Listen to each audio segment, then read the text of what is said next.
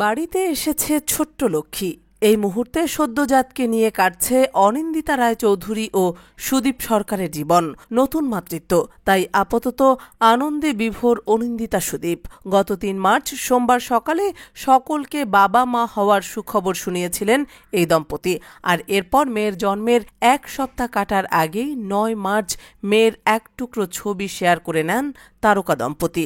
আর এবার অনিন্দিতা সুদীপের সোশ্যাল মিডিয়ার পাতায় উঠে এসেছে সন্তান জন্মের সেই আবেগঘন মুহূর্ত। কেমন ছিল সেই সময়টা?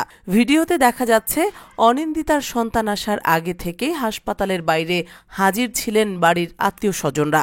আর স্বামী সুদীপ তো ছিলেনই। মেয়ে হয়েছে খবর আসতেই আবেগে ভাসেন সকলে। সদ্যজাত মেয়েকে দেখে আবেগে কেঁদে ফেলেন সুদীপ সরকার। তাঁর চোখের জল মুছে দেন পরিবারের অন্য এক সদস্য। একজন চেঁচিয়ে বলেন, পরী হয়েছে পরী। এরপর অনিন্দিতার কাছে পৌঁছে তার মাথায় ভালোবাসার চুম্বন এঁকে দেন সুদীপ। তারপর একে একে হাসপাতালে পৌঁছন পরিবারের অন্যান্যরাও।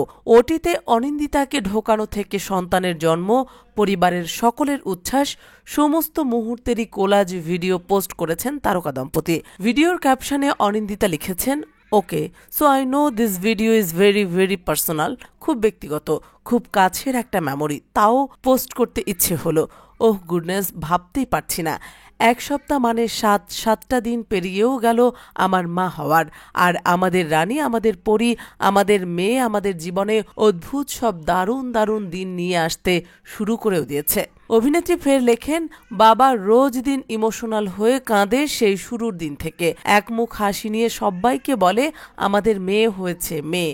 গোটা 8 মাস ধরে বাবা মা কাকু কাকিমা দিদা দাদু মাসি পিসি মামা সবাই খালি বলে গেছে পরী আসবে, রাজা আসবে, রানী আসবে, রাজকুমার আসবে। কিন্তু যে যাই বলুক, বাবার মেয়ে আর না এসে পারেনি।